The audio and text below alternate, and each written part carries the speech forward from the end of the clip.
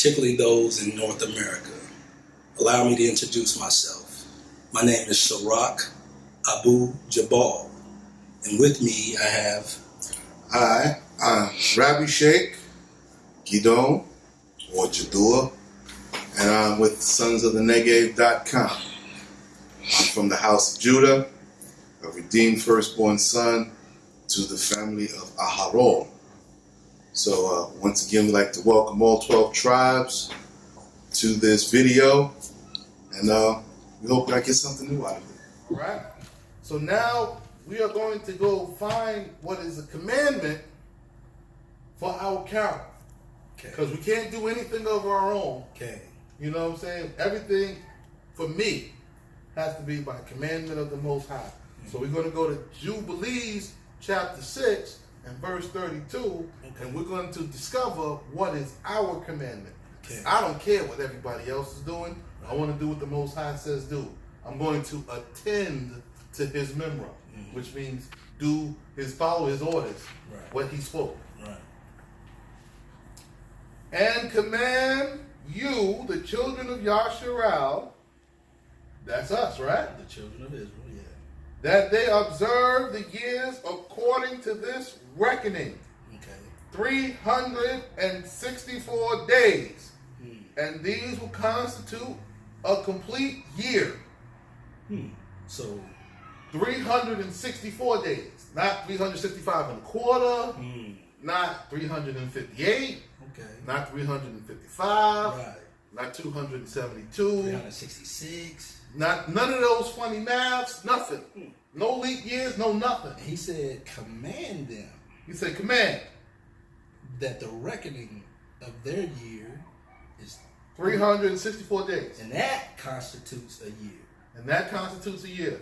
So, we need to now take this count, and because our calendar is so screwed up, we're going to have to count the number of days by their reckoning. And guess what? The Most High made me a math teacher.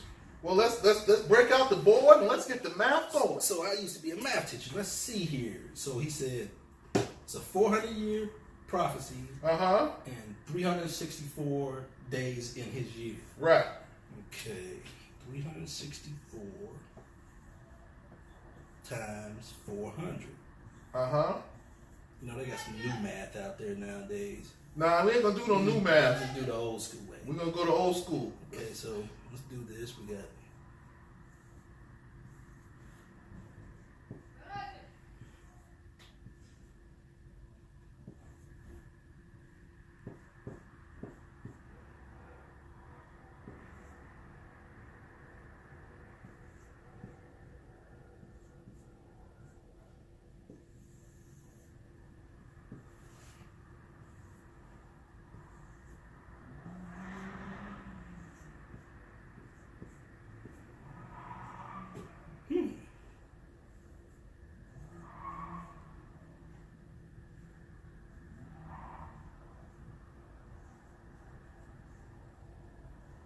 Okay, so looks like what we have here.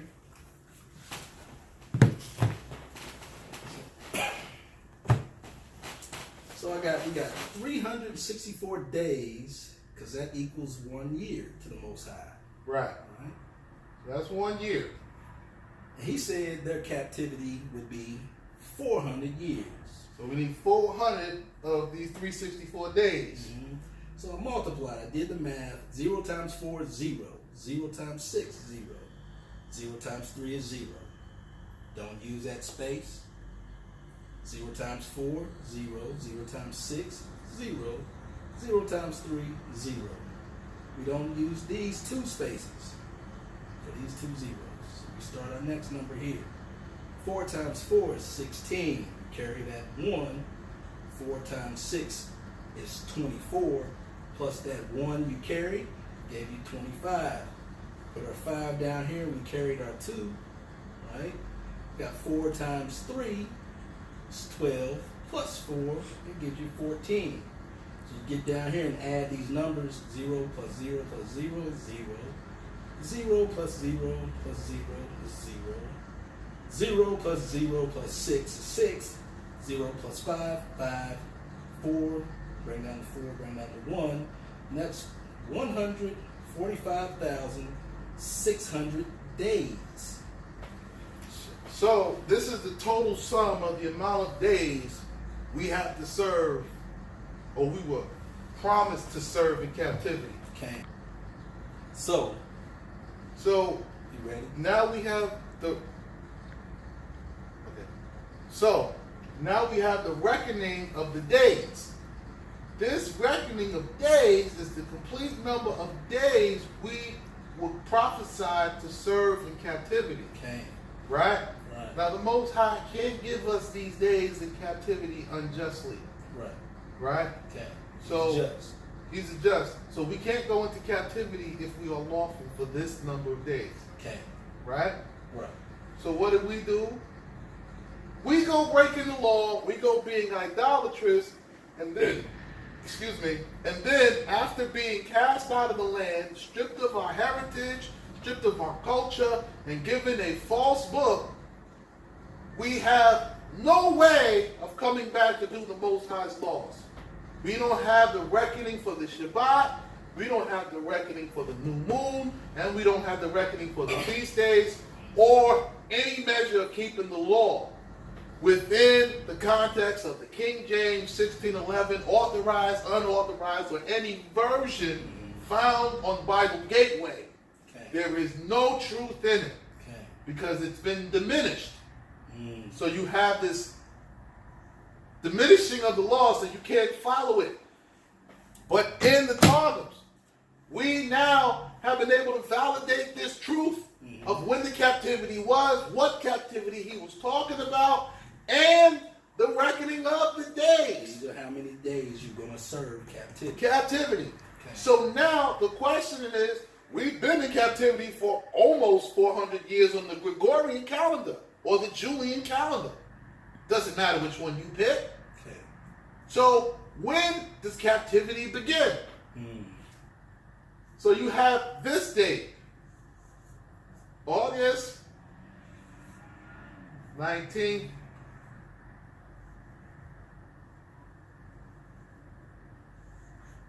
Right? 16, 19. This particular date is the date we are going to, pardon me, I'm not left-handed. I'm a little ambidextrous, but I traditionally write with my right. August 19, 1619. This particular date holds some significance because this is the day that the first slave ship, right? The slave ship Jesus lands in America. Right? It left with about 609 slaves, and you get the first shipment in to America. Right? So using this as the latest day, because remember, I have to say this, because this is the day the ship lands, doesn't mean that this is the day captivity started. Okay. Now, here's my logical reasoning. In order for a slave ship to land in America with 609 people, those 609 people would have had to have been captive before the ship landed. Okay, because they had to capture you first. They had to capture you first. Then get you to the ports. Then get you to the ports. Then put you on the ship. Then put you on the ship. Then you got to take the journey. Then take the journey for 3 months average. The average slave ship journey was 3 months. Average. At these times, if under the most pristine conditions, it could make it in 2 months. But the average was about 3 months, which is anywhere for about 12 weeks. You see? Okay. They can make it in 8 weeks under perfect conditions. But when do we ever have perfect conditions? Okay. So you have an average slave voyage of 3 months. Okay. Yeah. All right. So we're going to just briefly review. We have 145 1,600 days, plus August 19th, 1619, when the first ship arrived, which gives us the estimated end date. Right? And they can check that out at timeanddate.com. And you can do all of this at timeanddate.com and do the math yourself.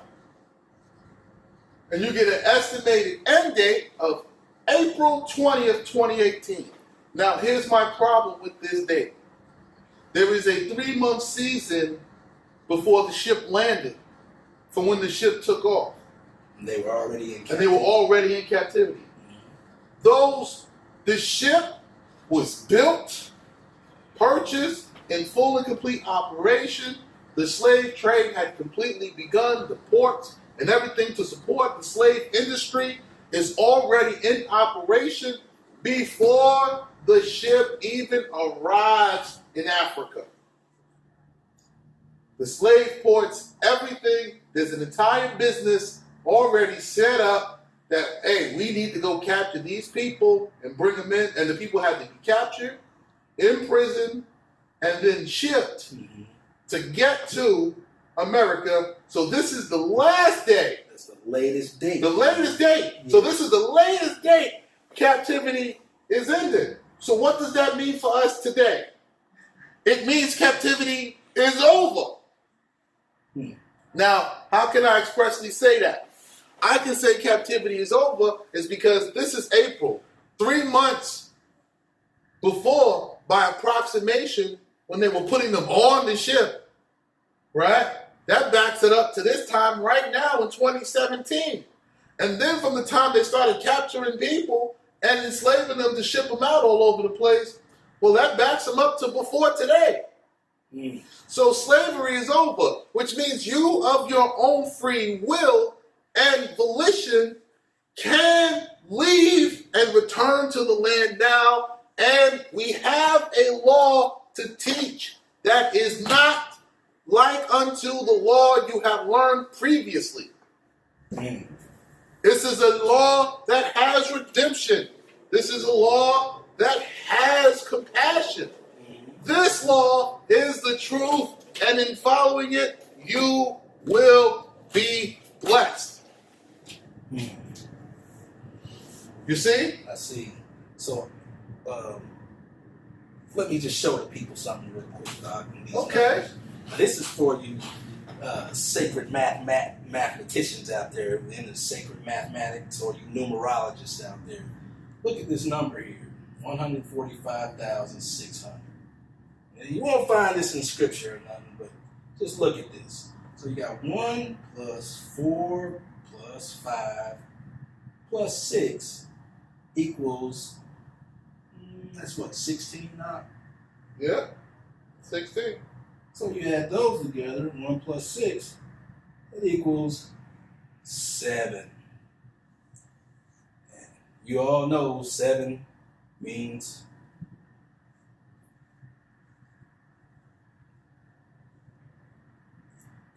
completion. I spelled that all wrong at the end of that. Okay. Now just put complete.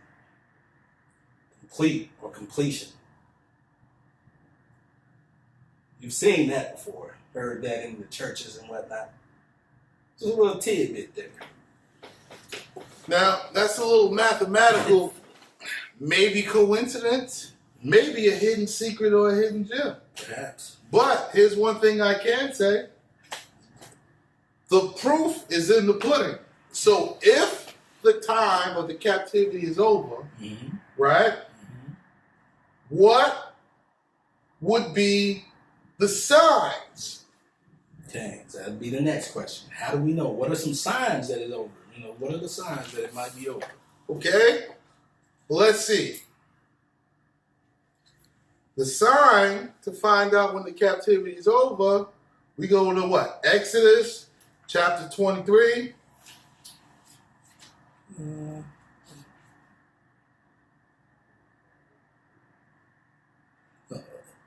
Where would you like to go? You want to go somewhere else? You know, so, because the real question, you know, they're like, what's the time? I mean, how do we know it's time, right? Right. So what's the underlying question that they're Well, really let's point asking? that out, because is it the time? Now I've showed you the mathematics that proves it's the time. But the underlying question is, Where's the provision? where's the provision? You know, Where's the sign? Why are we still here if it's over? Yeah. What happened that we still stuck in our current state and condition, even though the math says the captivity is over? So the first question you want to know is, where's the provision? where's the provision? What is available for us to return home? Right. What are we supposed to do? What are we supposed to do? Yeah. Right? The next question is, how do we get home from captivity Back to the land? Back to the land. Right. Right? Then comes the next question is, So there must be food. That's the provision. there has to be food, Food, shelter, perhaps even work. something to do, what we doing while we there. How are we actually established in the land? I mean, like, so How can we get established in Israel today? these are some underlying questions. These underlying questions are the key to understanding the instruction that the Most High gave. So is there a provision? Is there? There absolutely is a provision. There's a provision. There absolutely is a provision. But to get to the provision, let's follow a couple of sets of instructions. Right? So we're going to go to Isaiah 51, verses 1 through 3. Right? And step 1, attend to my memory. Those of you who went through the Foundations videos, you can check that on our video list and go through Foundations. You who pursue the truth, that's attend to memory means those who obey the commands of the Most High. The words where it says, thus says the Most High, do this. Those who attend to his memory, you who pursue the truth, you who seek teaching from Yahweh, consider the hewn stone from the rock you were hewn, and as the rubble from an empty pit you were hacked. Consider Abraham your father and Sarah, who was pregnant with you, for when Abraham was but one single in the world, I brought him near to my service. Now it says consider these two individuals. So you have to consider the Abrahamic customs and traditions, but it also mentions Sarah.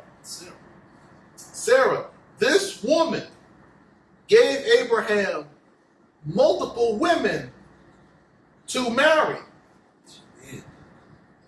Right? She gave him Hagar. Then she gave him concubines. If you went through Foundations, you know that Hagar is Keturah. Okay. It's just Keturah is what she was called once she became lawful and obeyed the law. That became her name.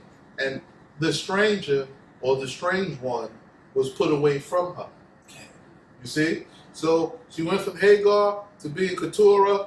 And now as Keturah, all of her children, all the blessings flow to them as well. But she gave Abraham also 40 other concubines. 40 concubines. Now, most people don't know what a concubine is. Real briefly, a concubine is a woman that is married to the man, but doesn't have the same status as a wife. Right, because she's not of the bloodline. So if she's of the bloodline, then no one can be over her. You see what I'm saying? You can't be over her. And you can't be equal to her. She's the first. So the first, the second, so there's levels. Yeah, so she was a lover, a woman of yours. Right. But not actually a wife, but you took care of her. She's a wife. She doesn't go out with anybody else. No, she's yours. She's yours. You have to give her the 3 things that are commanded by Torah to give a wife: food, duty of marriage, and clothing. So you have to maintain her at a certain standard. And whatever the first wife was getting in the beginning, you can't diminish what she was getting to give to the new woman. Okay. The new woman has to receive a new portion according to her needs and her desires. So it said, look to Abraham. So look to Abraham and to Sarah. So there's a commandment for the men and a standard for the women. Mm. So it says he was single in the world. So just one man. It was all alone, and I brought him there to my service to serve me to keep the laws. Okay. So now we have an instruction. Look to Abraham. And compare this to the KJV still. We still Comparing it. Yeah. We have an instruction. So the provision is here. Right. We're told to look to Abraham. Mm-hmm. And then here is Zion. Yeah. And the provision is here. So we look to Abraham here, keeping the laws, his culture, and his traditions, and his worship. Right. And it says that right in the very next verse, for Yahweh is about to comfort Zion and to comfort all her waste places. Because guess what? Here in Israel, all of the heritage places, all of the Israelite and Ishmaelite ruins, the ancient sites and cities and places where people live, all of them are still desolate. None of them are rebuilt. None. Right? So he says, and he will make her like the garden. He will make her wilderness like Eden. Her desert like the garden of Yahweh. Joy and gladness will be found in her. Those offering thanksgiving and the voice of those singing. Attend to my memra, my people, and give ear to my service, my congregation. For the law will go forth from me, and my judgment as a light to it, the peoples will join. So he gives us a specific instruction. So now he says he's teaching the Torah, and you know how he's teaching it? When you go to the book, you read, thus saith Yahweh. And he gives all these instructions. And all of that is found right here in the Targums with excruciating detail. Okay. And we can't keep the law until all 12 tribes are together. And when I say 12, I'm purposely not counting Levi. No disrespect, it's just your portion. None taken, my brother. You don't count the tribe of Levi at all. They cannot be counted. So when you count the 12 tribes, you're counting everyone from Reuben down to the youngest, who was Manasseh or Menashe. You count those 12 tribes, but Levi is left out. His tribe is scattered unto the other 12 tribes amongst them to do service unto Yahweh and to be his portion. They don't have a banner. They're not part of the 4 standards or the 4 camps. This is what the Most High has commanded. So you have to come to Zion to learn this Torah. Which is where the provision is. Which is where the provision is. You see? Okay. So to have a provision, you have to have land, you have to have food, you have to have a place to stay, to house all these people, you have to have work to give to people, to help rebuild, reestablish this new kingdom. That is here and prevalent, present in the land under my hands and feet. Under your hands and feet. Yours too. You see? So, how do you know it's the time? Well, the provision has to be in place. The provision has to be in place before, you see? The people get there. Before the people get there. If you go to Exodus chapter 23, this is the key in what it says. 23 and 20.